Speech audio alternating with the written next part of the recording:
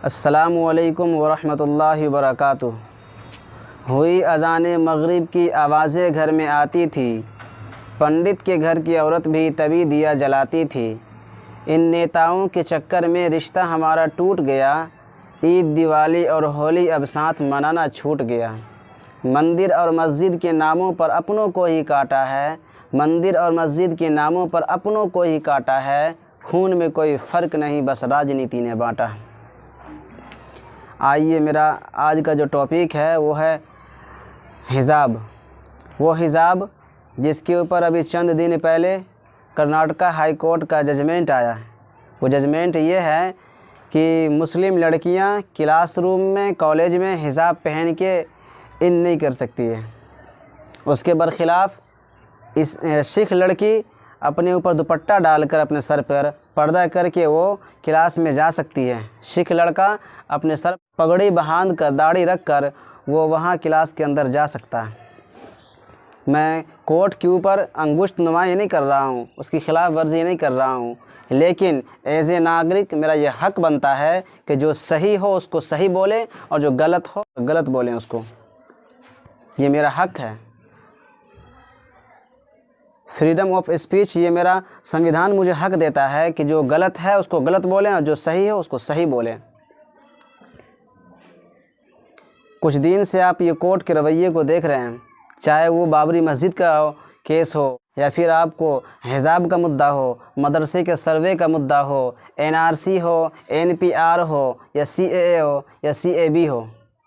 बताएं, आज जो लोग हमारे हिंदुस्तान से बाहर यहाँ के कोर्ट को देख रहे होंगे तो इसके ऊपर हंस रहे होंगे और कह रहे होंगे ये फ़ैसला यहाँ का है, यहाँ के लोगों का ये फ़ैसला है। आप याद रखें कि दुनिया के अंदर हर कीमती चीज़ को लोग पर्दा करते हैं, उसे छुपा के रखते हैं। आपकी निगाह में, मेरी निगाह में, दुनिया में जितने भी महल और महल्लात होंगे उसमें सबसे ज़्यादा कीमती कोई महल है तो खाने काबा है। उसके ऊपर भी आप देख ले, पर्दा है, गिलाफ है, कवर है। दुनिया के अंदर जितनी किताबें हैं उसमें सबसे कीमती किताब कुरान करीम है, उसके ऊपर भी देख लें आप, पर्दा है, गिलाफ है। आपकी एक महंगी सी कार हो तो उसके ऊपर को आप उसको भी आप कवर करके रखते हैं, गिलाफ डाल के उसके ऊपर रखते हैं। आपकी अगर पास कोई मोबाइल हो तो उसको भी आप कवर करके रखते हैं। आपके पास अगर जेब में पड़ा हुआ चंद रुपये हो तो उसको भी आप कवर करके छुपा के अच्छी तरीके से वॉलेट के अंदर रखते हैं।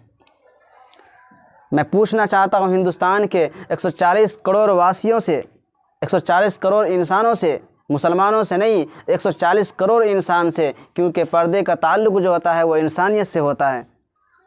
आप मुझे बताएं कि आपके जेब में जो पड़ा 10 रुपया है उससे भी क्या कम कीमत आज की मुसलमान बहन बेटियों की, हिंदुस्तान की बहन बेटी और माँओं की इज़्ज़त हो गई क्या? नहीं तो फिर ये पर्दे के ख़िलाफ़ कानून क्यों नहीं? तो फिर इसके ख़िलाफ़ प्रोटेस्ट क्यों नहीं? आज अगर निर्भया के साथ कोई गलत किया जाता है जो कि गलत है तो उसके लिए पूरे हिंदुस्तान के लोग सड़क पे आ जाते हैं, लेकिन बिल्किस बानो के रेपिस्ट को जेल से छोड़ा जाता है सिर्फ़ और सिर्फ इसलिए कि वो एक बड़ी जाति से बिलोंग करते हैं। या फिर और लोग हो हिंदुस्तान के नागरिक, उसकी ज़बान पर ढाकेजी का ताला, ये किस चीज़ की तरफ बता रहा आपको? ये मेरा हिंदुस्तान ये विश्व गुरु के कितना करीब पहुंच चुका है आपको बताने की ज़रूरत नहीं है, मैं अच्छे तरीके से जानता हूं, आप भी अच्छे तरीके से जानते हैं। एक बूढ़ा सा इंसान मुसलमान अपने घर के बाहर दरवाजे पे सो रहा होता है कि 25 नौजवान जय श्री राम का नारा लगा के जाते हैं और उसको जान से मार देते हैं। एक शख्स को मौत के करीब पहुंचा देते हैं, घर के अंदर घुस जाते हैं, औरतों के साथ अत्याचार किया जाता है, पूरे मोहल्ले को जलाने की धमकी दी जाती है। एक मस्जिद के इमाम साहब जो एक अल्लाह, एक खुदा की इबादत करते हैं, उसके सीने पे इतना डंडा मारा जाता है कि मुंह से ब्लड आ जाता है। बताइए मेरा हिंदुस्तान कहाँ जा रहा है? अल्लाह का शुक्र है कि गांधी जी अभी ज़िंदा नहीं है, सुभाष चंद्र बोस अभी ज़िंदा नहीं है, सरदार भगत सिंह अभी ज़िंदा नहीं है, अल्लामा फजल खैराबादी, मौलाना हुसैन अहमद मदनी, सैयद इस्माइल शहीद, सैयद अहमद शहीद रहमतुल्लाह अलैह, अशफाकुल्लाह खान हो, वीर अब्दुल हमीद हो, ब्रिगेडियर उस्मान हो, इस वक्त ज़िंदा नहीं है, वरना वो लोग खून के आंसू रोते और सोचते हैं क्या मैं इसी इंसान के लिए अपनी जान की बाजी देकर, अपने खून को बहाकर, अपने सर में गोली खाकर इस देश को आज़ाद करवाया था।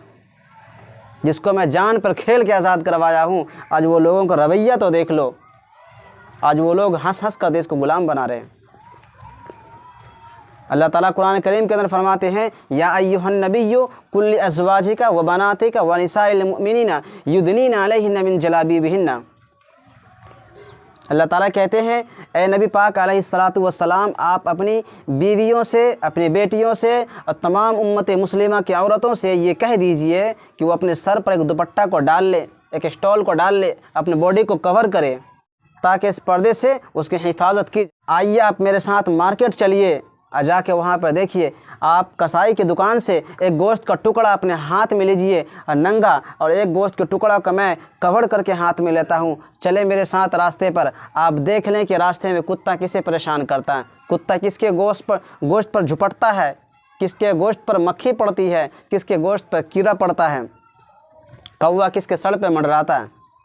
आप देख लें, आपको ये बात अच्छी तरीके से मालूम हो जाएगा कि पर्दे की वजह से औरत की हिफाजत होती है।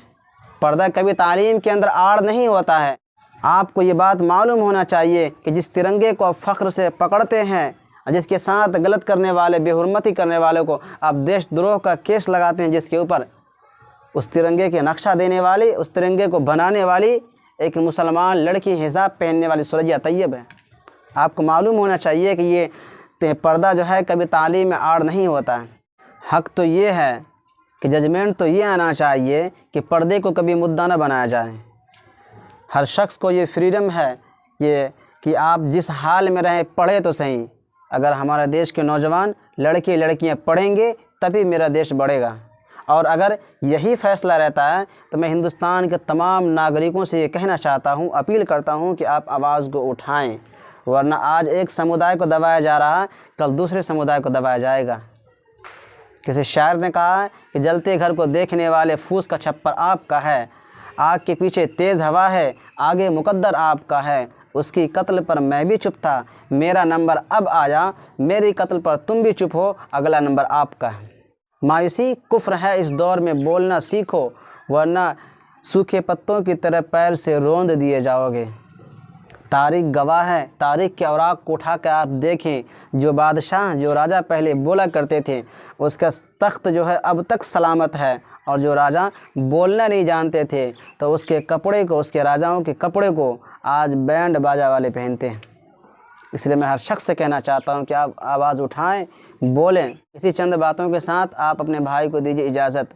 और अगर आप अब तक मेरे YouTube चैनल इकरा ऑफिशियल को सब्सक्राइब नहीं किया तो सब्सक्राइब कर दें, बेल आइकन को भी दबा दें, ताकि मैं जब भी कोई वीडियो को अपलोड करूं तो सबसे पहले उसका नोटिफिकेशन आप तक चला जाए।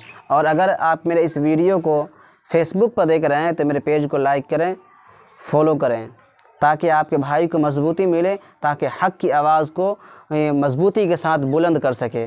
अल्लाह ताला आपको भी, हमको भी कहने सुनने से ज़्यादा अमल की तौफीक अता फरमाए।